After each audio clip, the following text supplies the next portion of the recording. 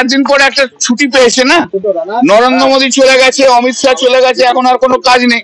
কারণ আবার যখন মোদী আসবে তখন ও রাজনৈতিক আন্দোলন করতে পারবে, ও তো দাদু ছাড়া চলতে পারে না।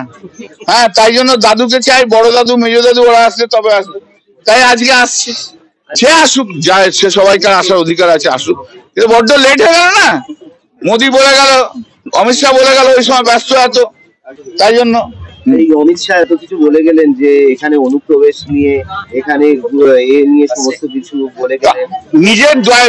নিজের দোষ, নিজের গাফিলতি সমস্ত অন্য জায়গায় ফেলে।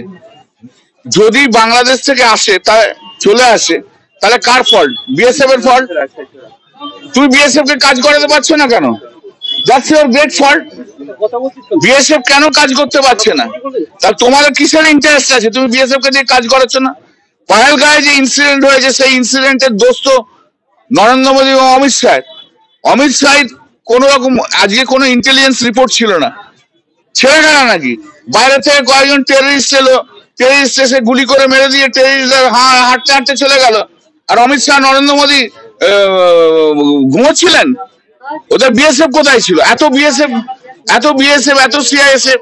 পশ্চিমবাংলাতে একটা ঢিল পড়লে সঙ্গে সঙ্গে 15টা সিআইএসএফ, 15 বিএসএফ, ভোট হলে 1500 কোম্পানি বিএসএফ সিআইএসএফ দেওয়ার জন্য ব্যস্ত থাকে। কিন্তু যেখানে আমরা কি জানি না পাকিস্তান কি নতুন টেররিস্ট কান্ট্রি হলো নাকি? পাকিস্তান তো অনেকদিন আগে থেকে টেররিস্ট কান্ট্রি, ভাই, সবাই তো জানে। পাকিস্তান হচ্ছে টেররিস্টদের আতুর ঘরে, তো সবাই জানে। একে মোদী আর অমিত শাহ বলে বলে জানবো? অপদার্থ দুটো লোক এসছে, নরেন্দ্র মোদী আর অমিত শাহ। সবচেয়ে বড় অপদার্থ হচ্ছে অমিত শাহ, গোপাল ঠাকুর একদম। হ্যাঁ, গোপাল ঠাকুর সেই আসছে। এই আওয়াজ তো 2021-এও বলেছিল, এই আওয়াজ তো 2024-এও বলেছিল, সারা ভারতবর্ষব্যাপী বলেছিল না, ইসকা বাদ 400 বার বলেছিল 240। মুখে এমন ঝামটা খাবে না যখন 2024-এ নির্বাচন হবে, কিন্তু ওদের লজ্জা নেই, দোকান কাটা। আরে সবচেয়ে বেশি রিগিং তো অমিত শাহ করেছে। অমিত শাহ তো রিগিং মাস্টার। অমিত শাহ হচ্ছে রিগিং করার একটা মানে আইডিয়াল ম্যান। লোকে ওকে থেকে রিগিং করার কথা ভাবে। গুজরাটে কম রিগিং করেছে, ও তো রিগিং মাস্টার জেনারেল। ও এখন আবার সততার কথা বলছে। ওর কাজ ছিল দিনের পর দিন শুধু লয়ার্সের চেম্বারে বসে থাকা, বেল নেবো, এই নেবো, অমুক নেবো, তমুক নেবো। 10 বছর তো লয়ার্স চেম্বারেই কাটিয়ে দিয়েছে বেল নেওয়ার জন্য। কত ক্রাইম করেছিল, কত করেছিল। পরে সরকারে এসছে, যাই হোক, সেসব কেস ফেস গুলো এদিক ওদিক হয়ে গেছে আর কি, ঠিক আছে না? অপারেশন সিঁদুর করতে হলো কেন?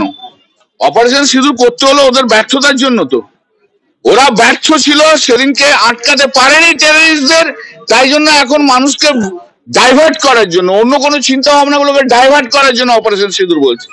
উনি তো অপারেশন সিঁদুর, অপারেশন বেঙ্গল বলেছে। আমরা তো একটা স্পেশাল সেশন চেয়েছি যে ওই পহেলগাঁওয়ের ইনসিডেন্ট নিয়ে বলার জন্য। উনি একবার পহেলগাঁওয়ের ইনসিডেন্ট পার্লামেন্টে বলুক, দেখবেন অপারেশন মোদী হয়ে গেছে, অপারেশন অমিত শাহ হয়ে গেছে। দাদা বলছি, केबीसी ढोंगे अमित शाह बोलें कि समय समाप्त हुआ, ममता जमानत से जब्त हो। उसका समय, अमित शाह का समय अभी खत्म हो गया, वो जानते हैं वो अच्छे से। नरेंद्र मोदी अमित शाह का समय खत्म हो गया, वो जानते हैं। শুনুন, যে অমিত শাহ নরেন্দ্র মোদী সরকার দুটো স্ক্র্যাচের ওপরে চলে না, দুটো স্ক্র্যাচ দিয়ে চলে, নিজের পায়ে দাঁড়াতে পারে না, তাদেরকে এসব কথা বলা মানায় না। চোরের মায়ের বড় গালা। বড্ড সবচেয়ে বেশি রিগিং করেছে। ত্রিপুরাতে তো রিগ করে 90%, 5% পঞ্চায়েত নিয়েছো। আসামে 80% পঞ্চায়েত করে নিয়েছো রিগিং করে। আরে রিগিং করবো কি? চিফ ইলেকশন কমিশনার তো তোমার হাতে অ্যাপয়েন্টমেন্ট, তোমার নিজের লোক, আরে তোমার ডিপার্টমেন্টের লোক অমিত শাহ। আমি আর অন্য ওয়ার্ড ইউজ করছি না, তাহলে আরো মুশকিল হয়ে যাবে। কনস্টিটিউশনাল পোস্ট হোল্ড করে একটু সম্মান দিয়ে বলছি, তো নিজের লোক। চিফ ইলেকশন কমিশনার তোমার লোক, ইলেকশন সব লোক তোমার লোক। তুমি তো বলেছিলে যে তখনকার সব সরকারি কর্মচারীরা আমাদের সঙ্গে আছে, 2024-এ বলেছিল না? তা সবাই তোমার লোক, বিএসএফ সিআইএসএফ তোমার লোক। শুধু একটা জিনিস তোমার নেই, যে বাংলার জনগণ তোমার সঙ্গে নেই। আর সব তোমার সঙ্গে আছে, গুন্ডা থেকে আরম্ভ করে, লুটেরা থেকে আরম্ভ করে, ধাপ্পাবাজ, খুনি, সব তোমার সঙ্গে আছে। ইলেকশন কমিশন তোমার সঙ্গে আছে। সিআইএসএফ বিএসএফ সব তোমার সঙ্গে নেই আছে, নেই শুধু কি বাংলার জনগণ তোমার সঙ্গে নেই, কাঁচকলা করে দেখিয়ে দেবে। ওই তো বলে দিলাম, হিম্মত থেকে করুক না, হিম্মত থেকে কালকে ইলেকশন করুক না। চেয়েছিল তো মুর্শিদাবাদ ইস্যু নিয়ে 355 চেয়েছিল, ওরা নিয়ে চেয়েছিল তো ওই এনআই এর চেয়েছিল, পায়নি, সুপ্রিম কোর্টে গেল, সুপ্রিম কোর্টে যেও চেয়েছিল এই নামে ও নামে সে নামে বেনামে দেনামে, হ্যাঁ ওই একটাও তো কিছু পায়নি। হবে না পশ্চিমবঙ্গ কি করতে চাইছে? অপারেশন পশ্চিমবাংলা আপনাকে আমাকে খুন করতে চাইছে।